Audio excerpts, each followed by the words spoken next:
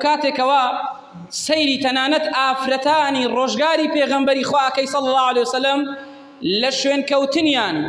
لە جێبەجێکردنی ئەمری رب العالمین و رسول الله صلی الله عليه وسلم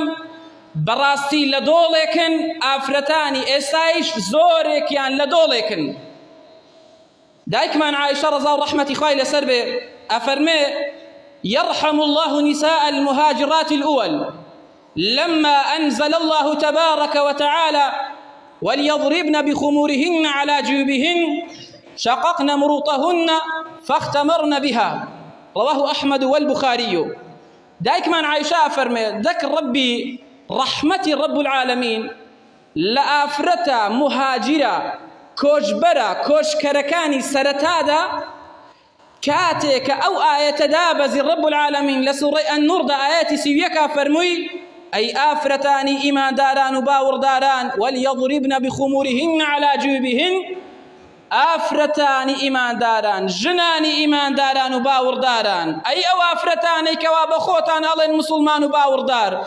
حجاب بالا بوشيتان لسر واجب كراوة لبشكاني خوتان للشككاني خوتان شور بكنا خواروا بسر سر وقردنتانا أفرمي هر أم آية دابزي أم جنو أم آفرتا كوجبرا سرتايانا بيسيان أماتك رب العالمين فرماني كردا أفرمي الريك لجلو برقكاني خويان كردوا الريك لجلكاني خويان درام أفرمي دموشاوي خويان بيدا بوشي نقابيان بيكر سرو قردني خويان بيدا بوشي رانا وستان تأسنا مالوا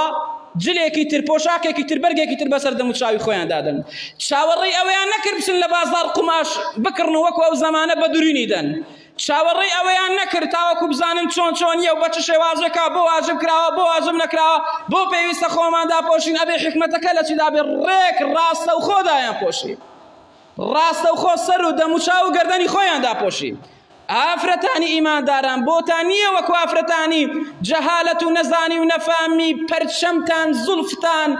گردنتان لدروا بخلقو بياوان بتابينن ايوه آفرتاني مسلمانان و پیشکوتون ابي دموچاو سر و گردني خوتان دا پوشن پرچی خوتان دا پوشن قجي خوتان دا پوشن هیچ پیاوك نظرتان لينكا بيك آيتا يك آيات ام آفرتان الرك لجلو برقي خويان اكنوا تخوا تو سيري او بازار ريسوران كان تو سيري بازار كاني تركا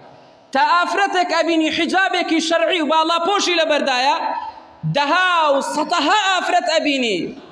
جلكو برقكي ناپوشيا جلو برقكا شوين شو كوتوا شوين دايكمان عايشة كوتوا نبخوا اي شوين شو كوتوا شوين غرب ويهود ونصارى كوتوا دكواتا هم ايما بياوكان وهميش خيزانا كان وكشكان مان زورك مان شوين بيغمبري خوا صلى الله عليه وسلم بتواوي نكوتوا